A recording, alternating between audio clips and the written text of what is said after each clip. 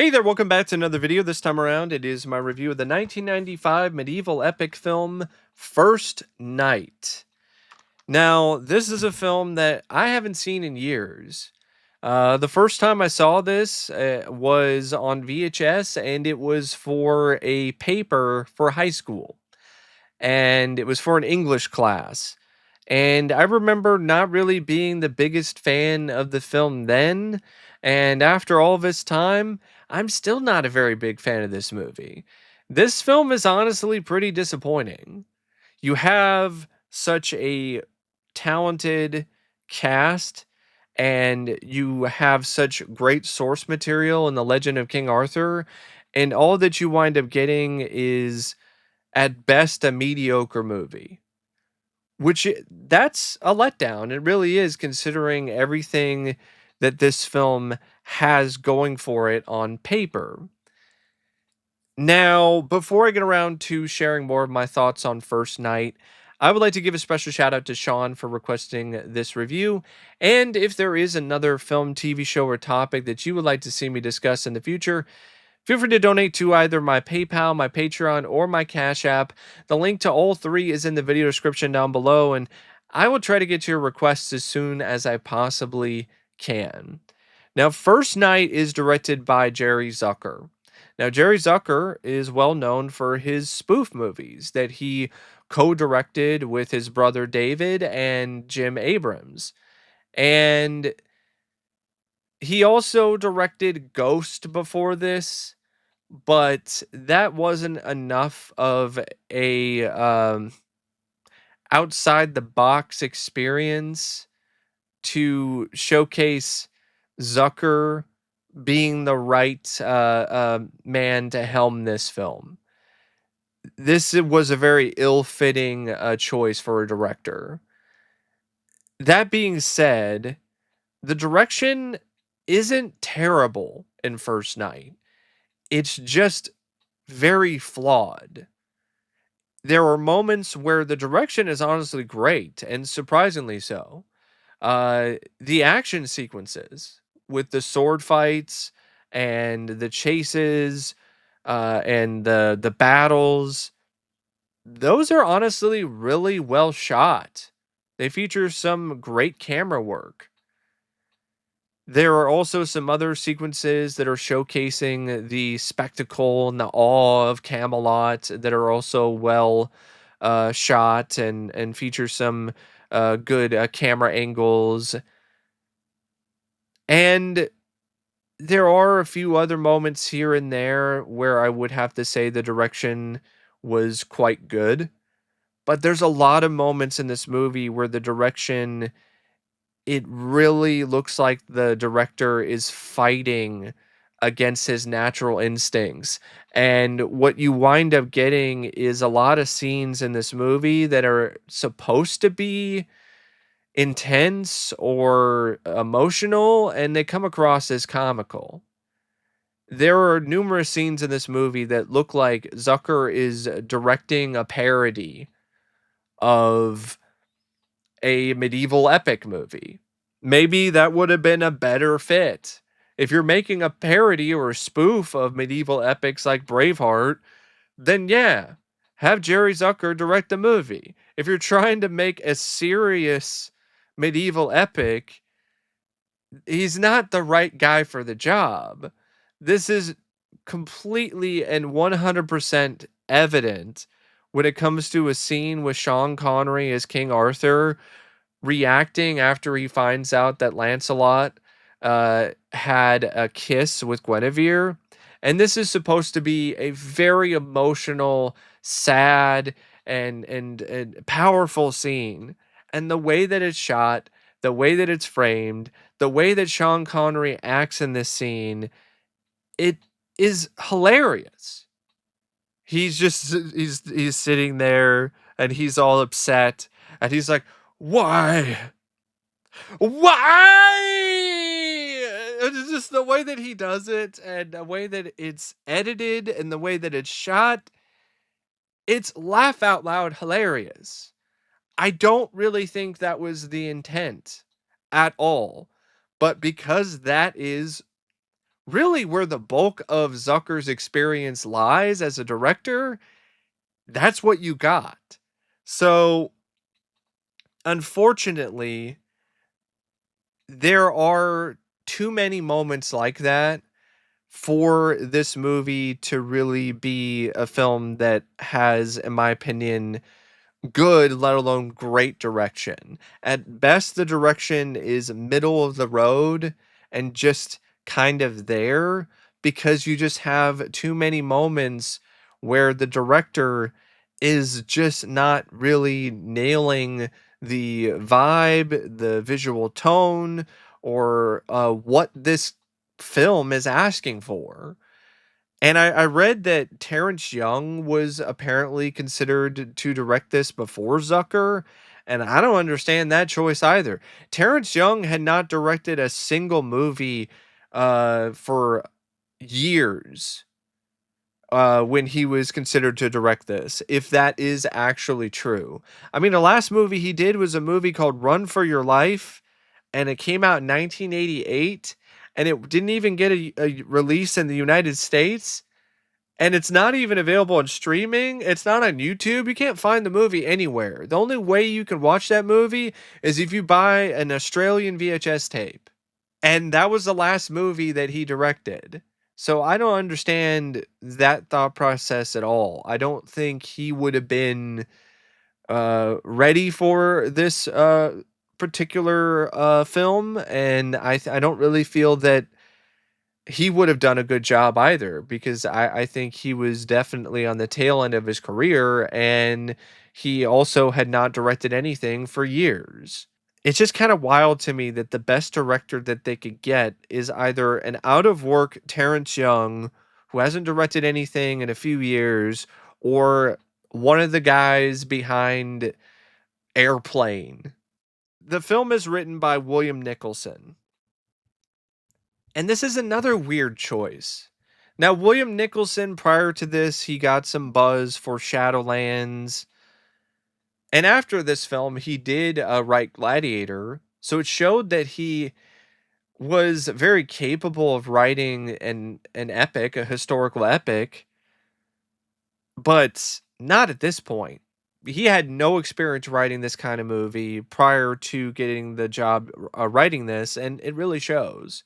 This screenplay is another element of the movie that's not entirely terrible, but it's still pretty bad. So it deals with Lancelot and his obsession with Guinevere, and that is easily the weakest part of this script because it does a really bad job making you buy that these two people are in love with one another, and there's this whole sort of will they won't they thing, which is a major part of this film. This whole back and forth of, hey, you owe me a kiss, I'm not going to give it to you, I won't kiss you until you give me permission, I will never do that, and then the whole sort of just, oh, I don't love you, and but I do, but I don't, and then, oh, I love you, and then like it just, no, it really does not work.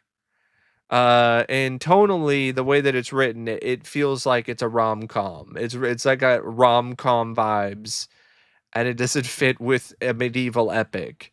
But when it comes to the renegade knight who Malagant, who was once a member of the Knights of the Round Table, and him becoming this villain who's now on the fringes and he's trying to take over Camelot, that is actually some pretty solid writing. There's some good stuff there with Malagant.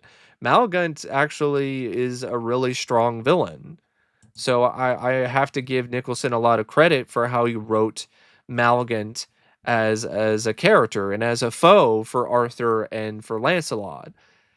And honestly, Lancelot himself, when he's not doing the whole rom-com shtick with Guinevere, I like the writing for him when it comes to him being this loner and him just doing good deeds here and there around the land, trying to make up for the fact that he couldn't save his family, during this attack on his village all these years ago, when his family was burned in a church and died, along with I think probably everyone else in the village, and he was the only survivor. So he's got a lot of survivor guilt, and he is trying to distance himself from that or make up for it by doing good deeds and helping people. And it's a good usage of Lancelot's uh character in terms of utilizing a lot of the traits that make Lancelot who he is, and then fleshing them out a little bit more with a backstory, and also providing him with reasons to join the Knights of the Round Table later on, other than just trying to be next to Guinevere, which that is one of the reasons. But then as it goes on, you see him actually start to feel like, okay, now I actually have a reason to fight for something. Before, I was fighting for myself, fighting to make money, fighting to make ends meet, helping people when they needed help, but I still was just a loner. I was just on my own, and I didn't have any honor except to myself. So I do like the way that Lancelot is written. I mean, he seems like a pretty likable character. There's a lot of charm and personality to him. From the very beginning, there's this fun scene where he gets involved with this sword fighting competition with some locals, and then even when he first meets Guinevere, and then when he's rescuing Guinevere throughout the film, and then when he meets Arthur, and then when he ultimately winds up becoming a Knight of the Round Table, and then he feels a lot of conflict when Arthur is upset after seeing him kiss Guinevere, and then he's put on trial by Arthur, and then Malagant shows up and winds up attacking Camelot, and then Arthur sacrifices himself for Camelot, and Lancelot steps up to the plate. And so the script does a good job making Lancelot into a hero. Not necessarily as a king, though. So I would say the script got most of it right with Lancelot, but the romance thing was off, and so was the whole idea of him being a king. Having him essentially be given the keys to the kingdom and the sword of Camelot, and he's now the heir to the throne of King Arthur. The way that Nicholson writes the script, it doesn't really make you buy that he is this kingly figure. That he's a guy who's going to be able to lead Camelot after Arthur is gone. So that wasn't very well done. There were some other subplots going on too in this, but not anything really that extensive. There's just some stuff with the Knights of the Round Table and them feeling reluctant about Lancelot being a part of their group, but eventually they get over it pretty quickly. A lot of the plot is just about Guinevere, who goes to Camelot to get married to King Arthur, to save her kingdom, of Lyonesse. Her, I don't think village is the right word, city, community, and she's trying to protect it from Malagant, who wants it. And Malagant's been attacking all these border towns, and he's been making up all these lies about the border towns being a threat, and he's also saying the same about Lyonesse. And so you have this whole thing going on with Guinevere and King Arthur, and Arthur, he really wants Guinevere to fall for him. He wants her to love him in a real way, which is understandable because he hasn't really felt that.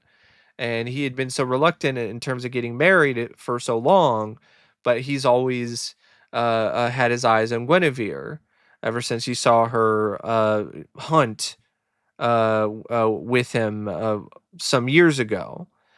And she agrees to marry him, and so he's trying to give her the option, "Hey, if you don't really love me, then, I will still protect Lioness. You don't have to do this to protect Lioness." And I like that. I like that Nicholson threw that in there. It really makes Arthur seem like a genuinely personable, caring king. And of course, all of this happens after Guinevere is almost attacked. Well, she is attacked by these group of marauders who were hired by Malgun to try to take her and kidnap her. Which that is one thing that gets really tiresome throughout this script and lazy. Oh, she's about to get taken by Maligan and his men, but then she escapes, and then she is returned to King Arthur's knights so she can be taken to Camelot by Lancelot. And then Maligan winds up kidnapping her again. And then Lancelot saves her again. So there's a lot of that going on, which is repetitive and kind of old. But there's still some fun to be had with the scenes when Lancelot is rescuing Guinevere. Arthur doesn't really do a lot in this script, though. He doesn't even show up until like 30 minutes into the movie, despite the fact that Sean Connery gets top billing as Arthur in this film. And he's really not in it a ton and doesn't really do a lot. If you really look at his screen time and you really look at what he does in this, he shows up for battle in one scene. There's a lot of tense scenes between him and Lancelot. There's a couple scenes with him and Guinevere, and then you have the whole trial at the end where he puts Guinevere and Lancelot on trial for treason. But then he winds up sacrificing himself because Malagant winds up attacking Camelot at that very moment.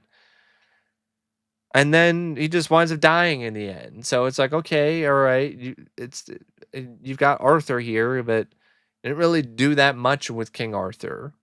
So, if you're wanting to see King Arthur do a lot of stuff, you want to see Sean Connery as King Arthur do a lot of things. You're not gonna really see him do that much, other than have a short bit of courting with Guinevere, and then be jealous and show laughable rage, and then die.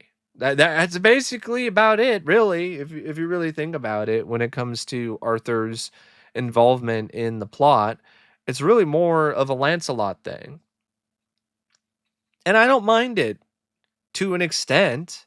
Since it's based on the Legend of King Arthur, I just would have liked to have had Arthur do more. And then also with the stuff with Lancelot, there's a lot of things in it that are just kind of cornball. Like the whole scene when he goes and winds up winning a kiss from Guinevere because he goes through this contraption, this device that looks like something straight out of MXC. Like, what is this? What is this Wipeout wannabe medieval Wipeout? What is this thing? Like that was absurd and silly. And there's too many moments like that in this script where there's just some silly stuff that don't really fit the tone of everything else. That entire obstacle course, that is definitely one of them. And then there's other bits like that throughout the movie that just make the tone very inconsistent when it comes to this script, which is a major problem when the director is also inconsistent with his own tone when it comes to how he directs a lot of the movie. And the pacing is really slow with this movie. Why is this over 2 hours? There's no reason for that. There are a lot of scenes in this that could have been cut completely out of it, and you wouldn't have missed anything, except you would have tightened up the pacing and made it a better movie because of the fact that there's just a lot of screen time, but there's not a lot of depth, and there's not a lot really going on. other than this whole will they, won't they thing between Guinevere and Lancelot, and King Arthur is in the middle of it. So you got a love triangle. Okay, all right. You don't need to devote over 2 hours to a love triangle. The stuff with Malagant is not really that extensive either. He's an evil bad guy who wants power, and he used to be a member of the Knights of the Round Table, and he wants to take Camelot for himself because he is tired of Arthur's vision of Camelot and of rule, and he wants to rule things his way.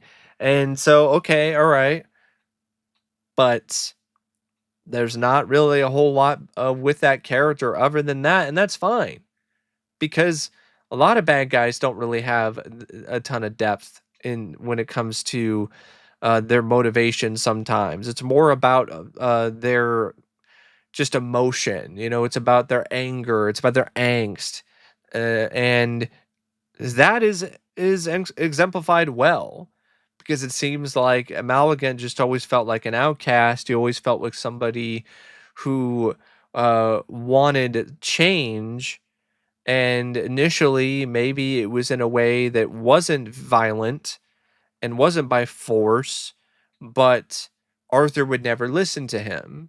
So because of that, he split off and formed his own army, and then used it to try to enact the changes that he personally wants to see when it comes to the way to govern people and a kingdom. But he's doing it by force now, and he's become the complete opposite of what he used to be when he was initially a knight of the round table. Even that, though, could have been expanded upon more. I get a gist of it, but it needed more. How about more focused on Malagant and why he is deciding to uh, turn on Arthur, and why he's doing what he's doing, and less on this love triangle. And what's crazy is the pacing is really good at the start of the movie. It's like really quick paced for like the first 30 minutes, and then it just dies. Then it's like shambling around in a heavy suit of armor for what feels like forever until you get to the end, which has some good sword fighting and some fun action, but it doesn't really make it necessarily the most satisfying story. So yeah, the screenplay, I think either it should have been more of a traditional adaptation of the King Arthur story, or closer to it in terms of the tone and the seriousness of it.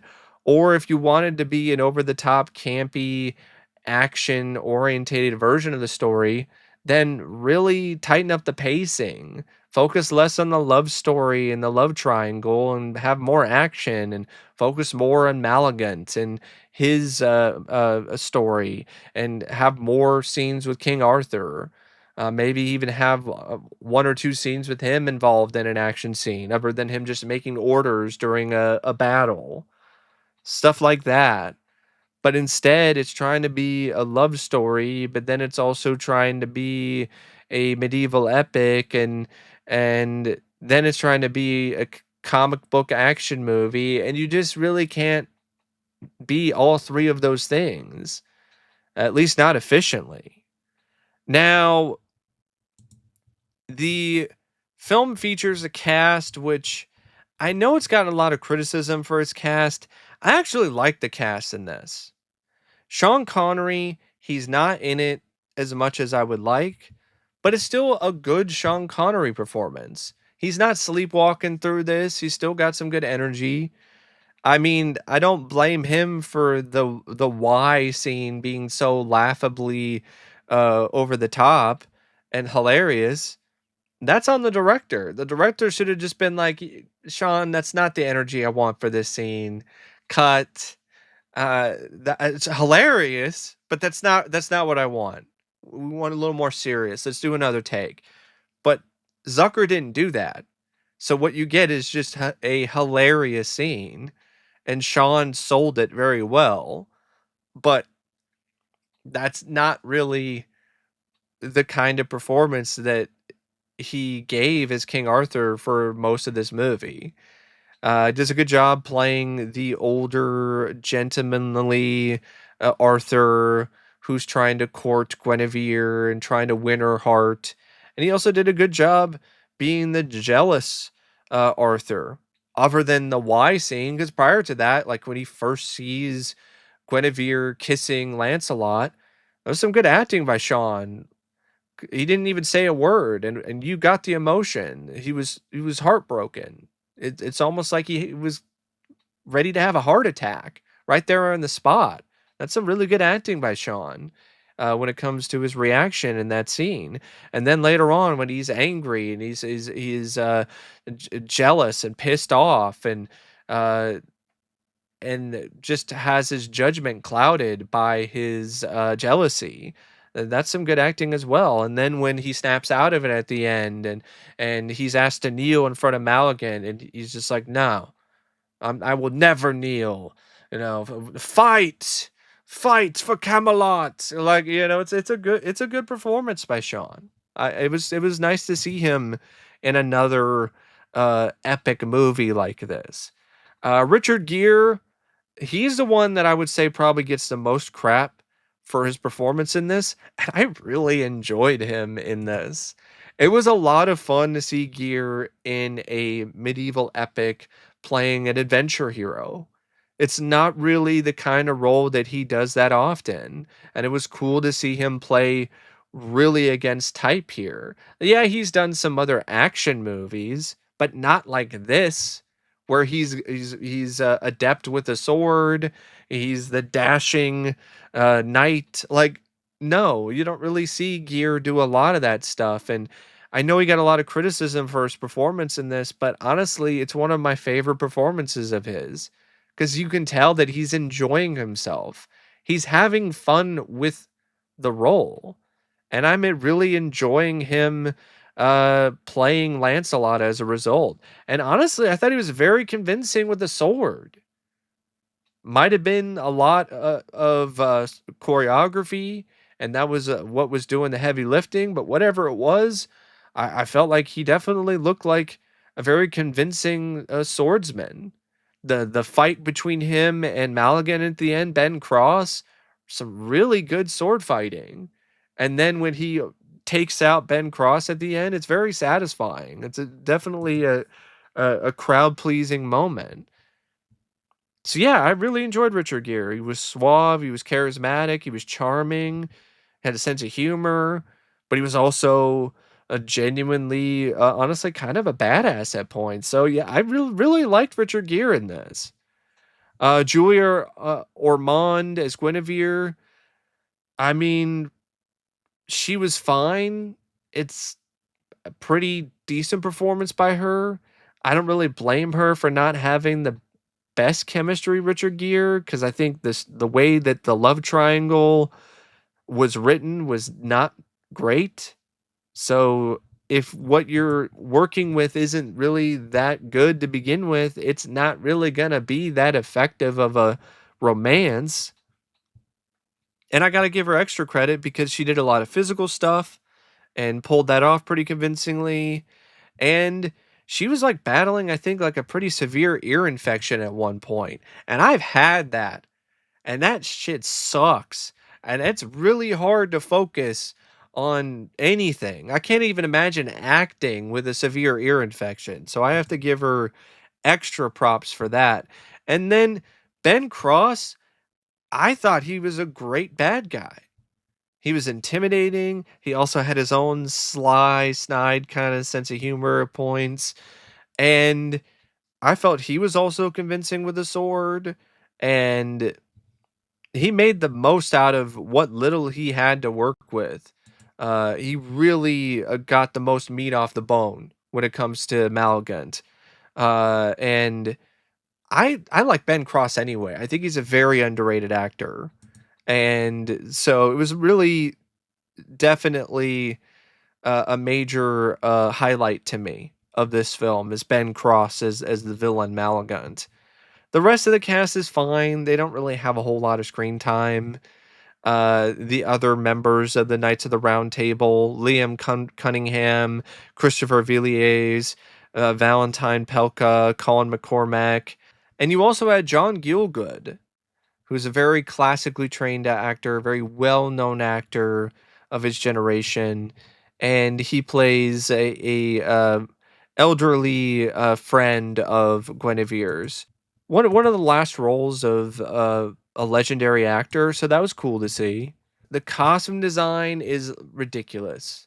I don't know what the hell this is. The blues and the weird chainmail that looks like it's made out of pop can tabs, and the shoulder pad thing that Sean Connery was wearing throughout this. It looked like he took one of Shredder's shoulder pads and like just kind of smoothed out the edges. Like this is not a very good looking series of costumes. It looks very cheap. Almost gives Hercules, a Legendary Journeys, or Xena, Warrior Princess vibes at points.